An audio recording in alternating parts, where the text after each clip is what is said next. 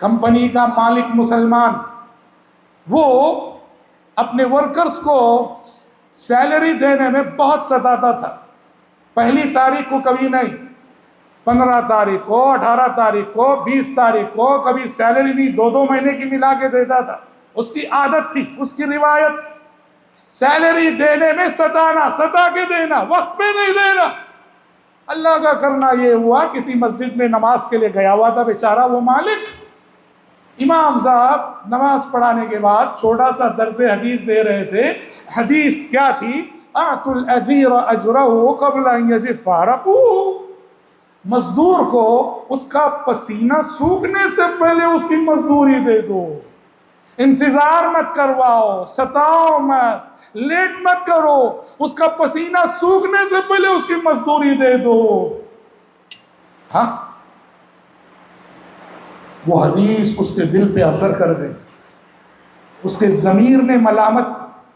वो अपने आप से पूछने लगा, तू कितना सताता है अपने मातहतों को सैलरी देने में? हाँ, कितना इंतजार करवाता है। अल्लाह रब्बुल आलमीन पता नहीं किस नीयत सादिका से उसने वो हदीस सुनी थी। उस दिन उसने आज़म किया, इरादा किया, आइंदा महीने से मैं अपने वर्कर्स को कंपनी में पहली तारीख को तनख्वाह दे दूंगा। चुनांचे उसने अपनी नीयत के मुताबिक पहला महीना अमल किया।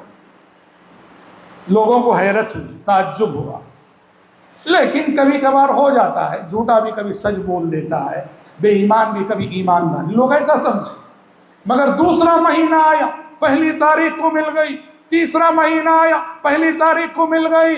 अब पूरी कंपनी में जुस्तजू, बहस कि क्या बात है, हमारे मालिक के अंदर ये तब्दीली अचानक, इतना सताने वाला और इतना डिले करने वाला 1 तारीख को देने लगा है। बिलाखिर हिम्मत करके कुछ लोगों ने पूछ ही लिया कि ये जो तब्दीली आपके अंदर अचानक आई है, क्या रीजन है?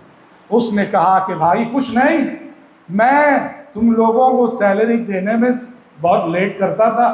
मैंने हमारे एक आलिम साहब की ज़बानी हमारे नबी की एक हदीस सुनी कि मजदूर को उसका पसीना सूखने से पहले उसकी मजदूरी दे दो।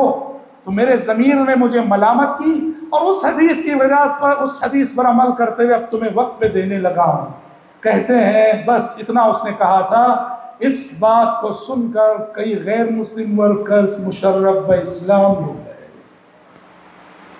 लोग मेरी और आपकी ज़बान से सुनना नहीं चाहते कि इस्लाम क्या है, वो मेरे और आपके कैरेक्टर में देखना चाहते हैं कि